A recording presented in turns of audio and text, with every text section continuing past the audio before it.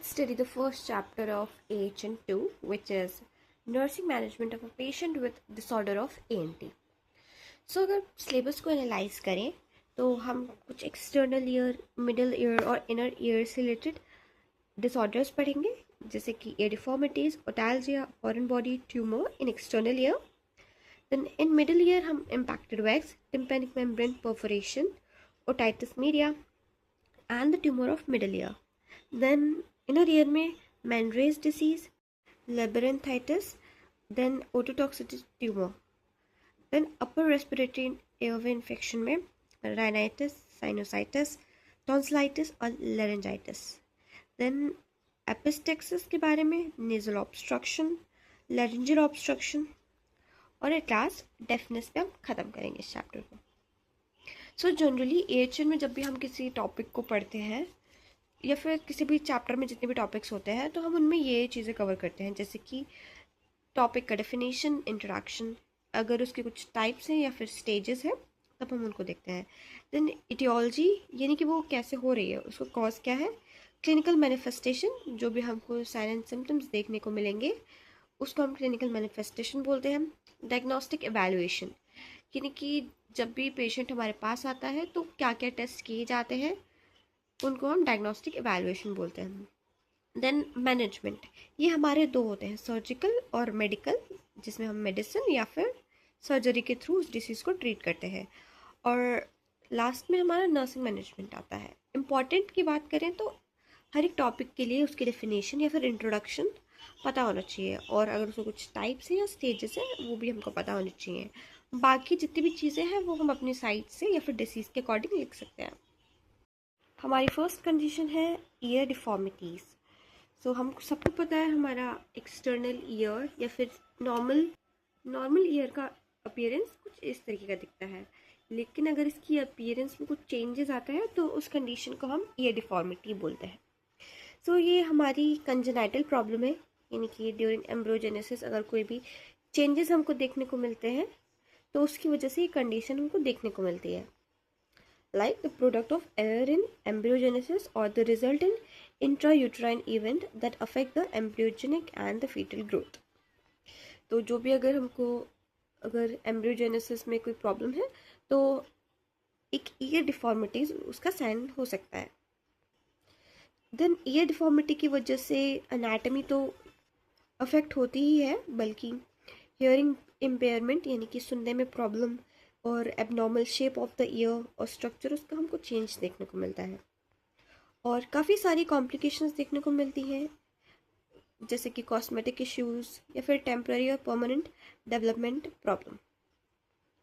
और एबनॉर्मल है पोजीशन अगर फीटस की तो तब भी हमको ये कंडीशन देखने को मिलती है, और ये कंडीशन हमको फ्यूचर तक देखने को मिलती है अगर बेबी में अगर बर्थ से है तो. देन ये डिफॉर्मिटीज़ को ठीक करने के लिए हमको कुछ मेडिकल और सर्जिकल टेक्निक की ज़रूरत है, जिसको हम आगे देखेंगे. अब कुछ ईयर डिफॉर्मिटीज़ के टाइप पढ़ते हैं. तो हमारा फर्स्ट टाइप है प्रोड्रूटिंग ईयर या फिर प्रोमिनेंट ईयर. ये नाम से ही पता चल रहा है कि जो ईयर होंगे वो नॉर्मल साइज से ज़्यादा हेड से बाहर होंगे, like stick out more than 2 centimetre from the side of the hair. ये बहुत जगह देखा भी होगा, तो ये बहुत कॉमन है, यानी कि नाम से पता चल रहा है प्रोड्यूट है, प्रोमिनेंट है. देन हमारा सेकंड कंडीशन है कंस्ट्रक्टेड ईयर या फिर लूप ईयर. सो इसमें क्या होता है, हमारा जो हेलिकल रिम है, हमारा जो ईयर का ये वाला पोर्शन होता है ना ऊपर वाला, इसको हम हेलिक्स बोलते हैं. तो जब भी हमको अगर ये कंस्ट्रक्टेड, ओवर या टाइट मिलता है तब ये हमारी कंडीशन अराइज होती है, यानी कि हमारा जो हेलिकल पार्ट है इसमें हमारी प्रॉब्लम है. सो इसमें क्या होता है, जो ईयर का साइज़ होता है वो जनरली नॉर्मल साइज से थोड़ा छोटा देखने को मिलता है, और जो ऊपर का पोर्शन है यानी कि हेलिक्स स्ट्रक्चर वो फोल्डेड रहता है डाउनवर्ड और फॉरवर्ड, और ये हमको थोड़ा या फिर थोड़े से किसी कंडीशन में थोड़ा और किसी कंडीशन में ज़्यादा देखने को मिलता है. और नेक्स्ट कंडीशन इज क्रिप्टोटिया. सो ये एक ऐसी कंजेनाइटल डिफॉर्मिटी है जिसमें हमारी जो स्किन ईयर की ऊपर वाली लाइनिंग है या फिर ऊपर वाला पोर्शन है वो स्किन के नीचे चला जाता है. सो इस चीज़ से याद रख सकते हैं, जैसे कि जो लोग रोते हैं, क्राई, वो छुपे रहते हैं, मतलब डर डर के रहते हैं. तो ये इसको हम याद कर लेंगे इससे।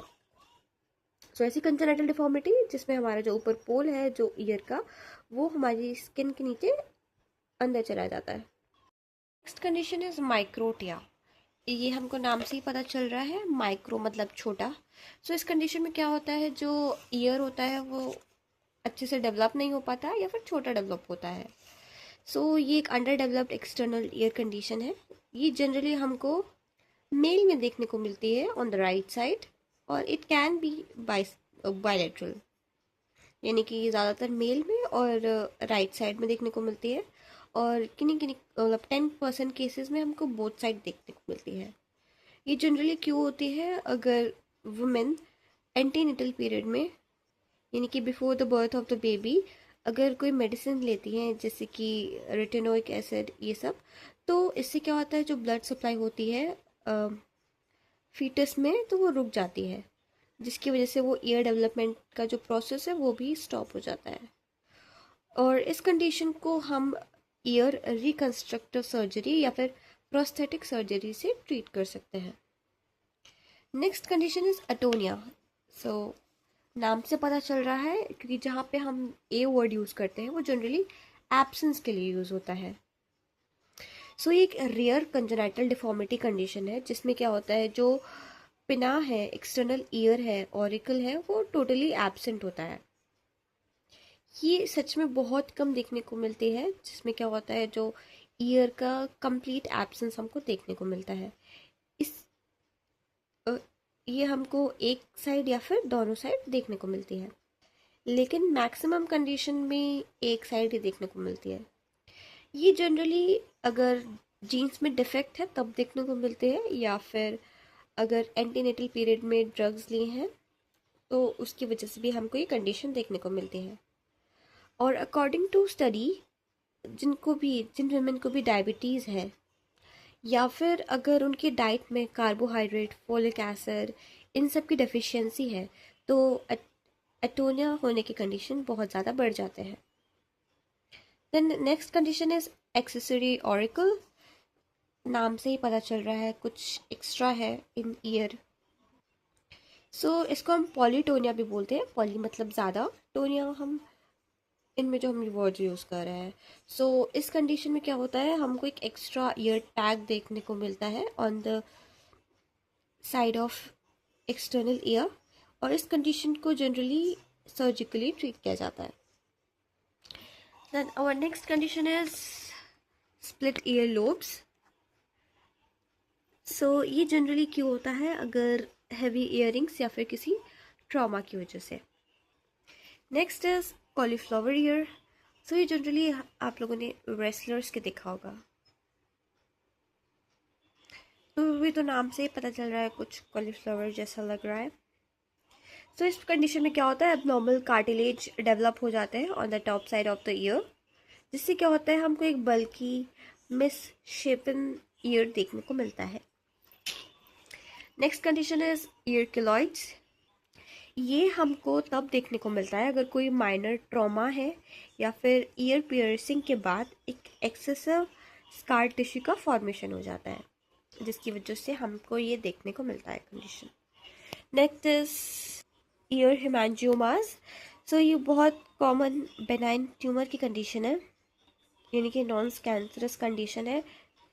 सो ये हेमांजियोमास वाली कंडीशन हमको कहीं पे भी देखने को मिल सकती है, जैसे कि किसी भी बॉडी पार्ट पे, या फिर एक्सटर्नल ईयर जो हम इस फोटो में देख रहे हैं, या फिर सलाइवरी ग्लैंड में हो सकती है, या फिर इन फ्रंट ऑफ ईयर में भी आपको देखने को मिल सकती है।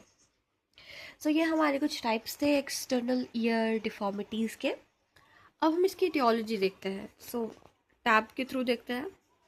जनरली इसका जो मेन रीज़न है वो है अगर lack of blood supply during fetal development, या फिर कोई हेरिडिटी डिसऑर्डर है, या फिर इनसफिशिएंट ब्लड फ्लो है जब हमारा फीटस डेवलप कर रहा है और उसको सफिशिएंट ब्लड नहीं मिल पा रहा, तो तब भी हमको ये कंडीशन देखने को मिलती है।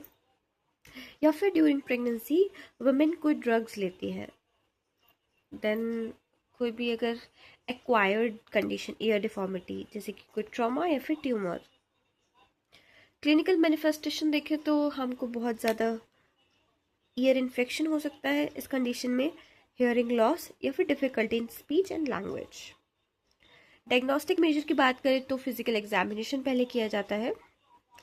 सबसे पहले तो बच्चे में किया जाता है इन्फेंट ईयर का एग्जामिनेशन और the examination of the ear canal by using otoscope. और अगर कोई प्रॉब्लम मिलती है तो फर्दर टेस्ट के लिए बोला जाता है, जैसे कि एक्सरेज टेस्ट। मैनेजमेंट की बात करें तो ये हमारे दो मैनेजमेंट है। पहला है ईयर मोल्डिंग, जिसमें कस्टम मेड मोल्ड लगा दिया जाता है to reshape the ear in 2 to 4 weeks। Then second option इस हमारे पास होता है ओटोप्लास्टी, जिसमें कि एक सर्जिकल प्रोसीजर है जिसमें एक्वायर्ड कंडीशंस और रेयरली कंजेनाइटल कंडीशंस को ट्रीट किया जाता है जब वो ईयर मोल्डिंग से ठीक नहीं हो पाती। और नेक्स्ट कंडीशन इज ओटाल्जिया। सो ये जब भी ईयर पेन को डिफाइन करता है।